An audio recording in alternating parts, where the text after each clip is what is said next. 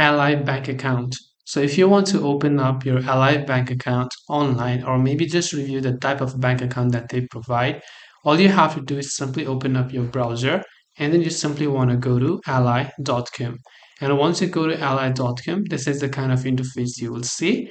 Now, to view their bank account, if you go under checkings and savings, first you have to decide which account you want to create. They have spendings, savings account, money market account, high yield savings account, and so on. So you can just go to open account option and actually view what kind of account that you want to create. By default, obviously it will always take you to savings, but if you have researched the other accounts that you want to create, you can also simply go to those type of account and you'll be able to open those. So in this case, I'll just select savings, scroll down, click on the open account button. You'll be able to see all the benefits and so on. And from here, you'll be able to enter your legal details. You will need your social security number or your tax identification number, a US residential address, your legal name, and your birth name. And once you've done those steps, you'll be able to create your Ally bank account online.